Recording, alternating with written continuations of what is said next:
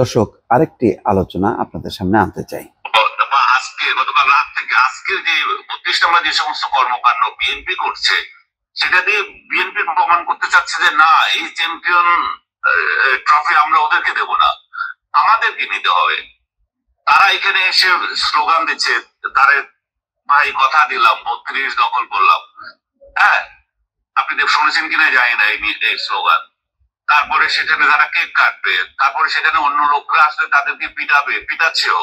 যে এই যে সংস্কৃতি, বিএনপির মতো একটা রাজনৈতিক দল যারা সামনে আমরা আশা করছি যে রাষ্ট্র পরিচালনায় যাবে, তারা যদি এই সংস্কৃতি চালু রাখে, তাহলে এটার পরিণতি এই দেশের মধ্যে কি হবে আমি জানি না। দর্শক, এটাও একটা আলোচনা যে আসলে যে ধরনের পরিস্থিতিটা ৩২ নম্বরকে ঘিরে দেখা গেল, তার মধ্যে বিএনপির অবস্থানটা কেন? মানে এটা কি অন্য কাউকে সুযোগ না দেয়া, নিজেরাই সেখানে অবস্থান নেয়া? কিন্তু বিএনপি তো শুরুতেই যেটা দেখা গেল যে তার অবস্থান তো তেমন না, বরং তারা বলছে যে ৭২-এর সংবিধান, মুক্তিযুদ্ধ, এগুলো ৭২-এর সংবিধানের মধ্যে আছে, সুতরাং এটার ধ্বংস হোক, এটা পরিবর্তন হোক, এটা আমরা চাই। এটা নিয়ে বরং জামাতের সাথে এনসিপির তাদের একটা বিরোধ আছে। কিন্তু ৩২ নম্বরকে ঘিরে এর আগেও যে ধ্বংসযজ্ঞ চললো, ৫ই আগস্টের কথা বলছি না, তারপরে সেখানে কিন্তু বিএনপির অংশগ্রহণ ছিল না। এবং তারা বলে যে আমরা এই ধরনের মব, এই ধরনের ধ্বংসযজ্ঞে বিশ্বাস করি না। ৩৫টা জেলায় ওই সময় একযোগে যেই মবটা হলো এবং ধ্বংসযজ্ঞ চললো, সেখানে কিন্তু কোথাও বিএনপির অংশগ্রহণ খুব জোরালোভাবে আছে, আনুষ্ঠানিকভাবে আছে, সেটা কিন্তু দেখা যায়নি। এইসব কর্মকাণ্ডের সঙ্গে বিএনপি যুক্ত থাকতে চায় না।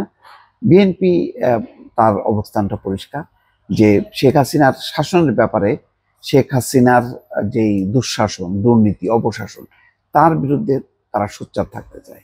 কিন্তু তারা ওই মুক্তিযুদ্ধ, স্বাধীনতা, ৭২-এর সংবিধান, সবকিছু পাল্টায় দাও, উল্টায় দাও, এইগুলোর মধ্যে থাকতে চায় না। তারা মনে করে যে বর্তমান কাঠামোর মধ্যে যদি একটা সুষ্ঠু ভালো নির্বাচন হয়, তাহলে গণতান্ত্রিক শাসন ব্যবস্থা অব্যাহত থাকবে এবং সেই ব্যবস্থায় ফিরে যাওয়াটাই হচ্ছে তাদের লক্ষ্য। তারা এই সময় তারা আওয়ামী লীগের বিরুদ্ধে সোচ্চার থাকতে চায়, সেটা শেখ হাসিনাকে ঘিরে যে দুঃশাসন, অপশাসন হয়েছে সেটাকে কেন্দ্র করে। কিন্তু তারা মুক্তিযুদ্ধ, স্বাধীনতার ইতিহাস নিয়ে টানাটানি করতে চায় না।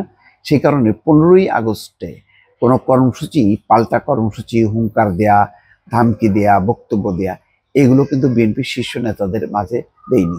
কারণ স্বাধীনতা মুক্তিযুদ্ধের ইতিহাসের সঙ্গে বিএনপিও কিন্তু জড়িত। তারা মনে করে যে শহীদ প্রেসিডেন্ট জিয়াউর রহমান ২৭শে মার্চ কালুরঘাট বেতার কেন্দ্র থেকে স্বাধীনতার ঘোষণা দিয়েছেন। স্বাধীনতার ঘোষক হচ্ছেন জিয়াউর রহমান। ফলে মুক্তিযুদ্ধকে কিন্তু শুধু আওয়ামী লীগ না, বিএনপি খুব কঠিনভাবে অন করে, আরও অন্যান্য রাজনৈতিক দল তো করে। কিন্তু এই মুক্তিযুদ্ধের অন্যতম ভাগিদার বা অংশীদার হচ্ছে বিএনপি, এটা বিএনপির নেতারা বলে এবং সেইভাবেই তারা তাদের কার্যক্রমের মধ্যেও সেটা প্রকাশ পেয়েছে। কিন্তু ৩২ নম্বরে তাদের এই দফায় দফায় মিছিল করা, এটার কারণটা কি? এটার নিয়ন্ত্রণ কি অন্য কেউ যাতে না নিতে পারে? এটা মানে ওই এলাকা বেসিস কোনো দখলদারিত্ব, আধিপত্য বিস্তারের বিষয়টা কিনা, এটা আমার কাছে প্রশ্ন। এটা মেলে না। কিন্তু বিএনপির সাম্প্রতিক সময়ে যে রাজনীতিটা, সেই রাজনীতিতে তারা বলছে যে আমরা আর সমাজকে, রাষ্ট্রকে মুক্তিযুদ্ধ বিরোধী এইভাবে বিভাজিত করতে চাই না, সবাইকে নিয়ে চলতে চাই।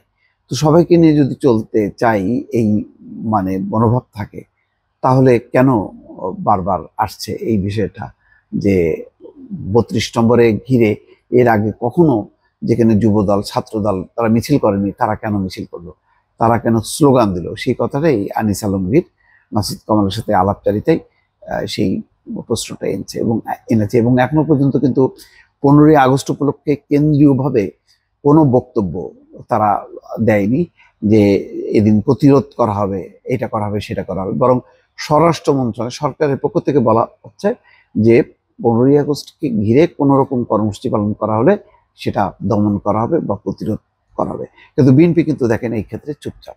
শুধু ধানমন্ডি ৩২ নম্বরে তাদের আগমন, স্লোগান, এটা একেবারেই মনে হচ্ছে আলাদা।